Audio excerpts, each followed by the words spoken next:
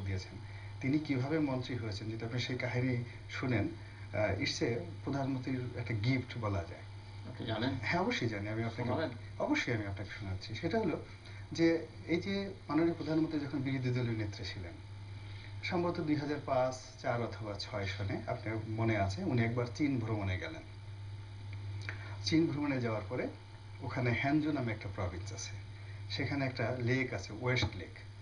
তা আপনি তো জানেন যে মাননীয় প্রধানমন্ত্রী তার ভিতরে একটা সরলতা কাজ করে এবং একটা বিশেষ মধ্যে দেখা যায় যে অনেকের সাথে তিনি গান শুরু করেন, আলাপ আলোচনা, পারিবারিক একটা আবহাওয়ার সৃষ্টি করেন, এইরকম একটা ঘটনা।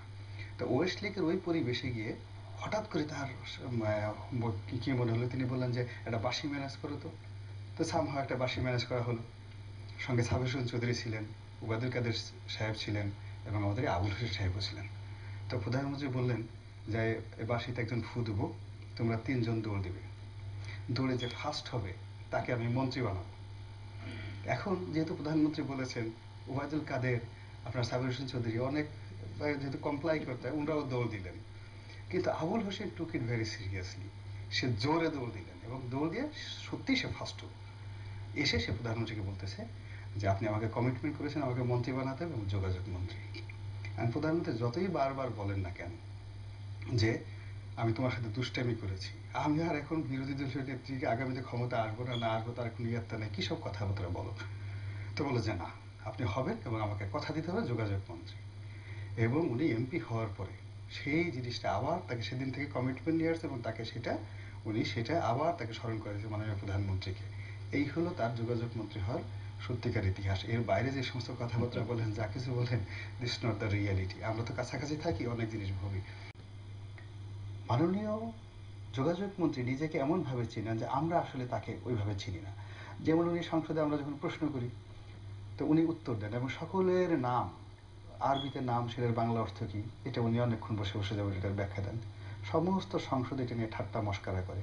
উনি বুঝেন না যে এটা নিয়ে ওনাকে ঠাট্টা করা হচ্ছে। উনি মনে করে যে সমস্ত মানুষ যে হাসাহাসি করতেছে মনে হয় তার প্রশংসা করছে, এই একটা ব্যাপার। এবং আপনি আরও আশ্চর্য হয়ে যাবেন যে এটা বললেন যে আরও 6-7 মাস আগে একদিন আমাকে উনি বললেন যে রনি, সারা পৃথিবীতে ট্রান্সপোর্ট মিনিস্টার মিন্স বিমান মন্ত্রণালয় তার আন্ডারে থাকবে, যোগাযোগ মন্ত্রণালয় তার থাকবে এবং নৌ পরিবহন যেটা তার আন্ডারে থাকবে। তা আমি তো এই যে কাজগুলো করতেছি এত দক্ষতার সঙ্গে যে এই কাজ করার পরও আমার হাতে প্রচুর সময়, বিমান চালাতে পারছে না, না পারলে আমাকে দিয়ে দিক। যদি নৌ পরিবহন মন্ত্রী না চালাতে পারে আমাকে দিয়ে, আমি সবগুলো চালাতে পারি, কিভাবে কাজ করতে আমি দেখাই দিতে চাই। তা আজ থেকে 6 মাস আগে এই হলো তার অনুভূতি। এবং আপনি দেখবেন আশ্চর্যের একটা ব্যাপার যে কোনো একটা পরিবেশে যখন মানুষ মারা যায় তখন কিন্তু আপনার যতই রকম শত্রু মারা যাক না কেন আপনি হাসতে পারেন না, ইউ ক্যানট লাভ।